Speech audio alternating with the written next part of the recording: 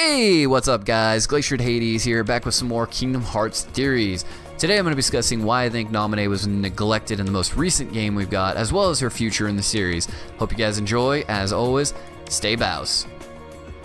So I'm going to say this right now. I'm pretty sure everyone can agree with me when we say that Namine got gypped for her character in KH3.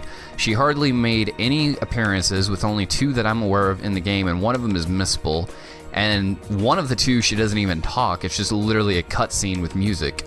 Like, she had no presence. Like, they had no story place for her. She was just kind of there, with the only significance she plays is allowing Lingering Will to know where they're going to have the final battle out so he can change the outcome, which is a pretty big deal.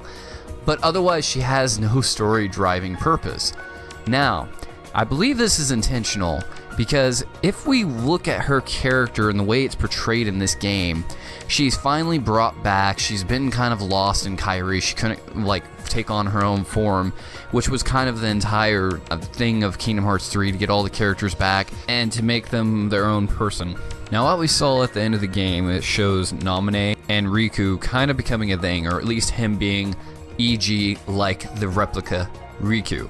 If you guys do not understand what I mean, is basically once replica Riku disappeared, he literally gave everything for Namine the entire time he was in existence. And that really hits home with Riku, which is why he basically takes on as being her guardian.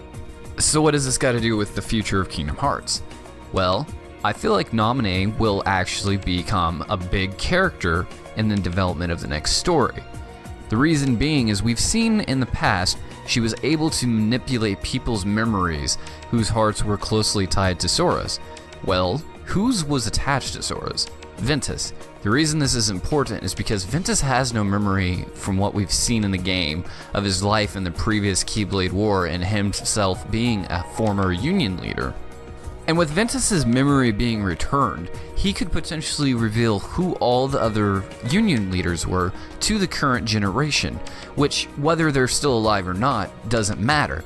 As we've already seen, many members have already come back, such as the Foretellers, which could eventually lead to the recovery of both X-Girl and Unknown Star, which, again, might be Ava or Strelitzia, but both are equally important in the story. If it's Strelitzia, then we finally get to find out who the fake Union leader was, thus letting us know why the fake member did what they did, and subsequently what their plan is to defeat the Master of Masters, since Luxu seems to hint at this in the reports.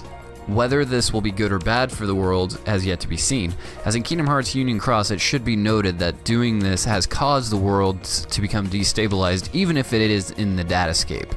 Also, it would be nice to finally be able to see the heartwarming reunion of Strelitzia and her brother Lauriam, aka Marluxia, which may have been his entire goal for becoming a nobody in the first place, trying to further his search for his sister. If it's Ava, then we could potentially find out what the Master of Masters' plan was, because she actually heard what the role was and what everything was supposed to lead up to from Luxu. Not only that, but if they could get back all the Union leaders, they may potentially find a way to get to the other world line, which Sora might be in.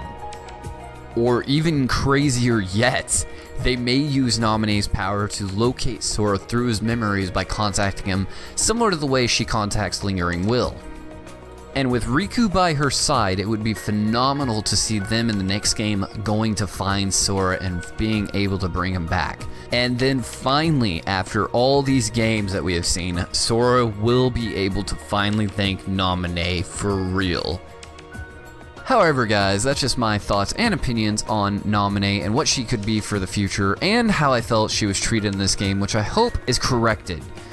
Be sure to comment down below. I want to know what you guys think of my theory, and if you have any of your own, be sure to drop them as well, as I love to read them. It gives me a chance to have some more discussion with you guys and come up with future ideas for videos.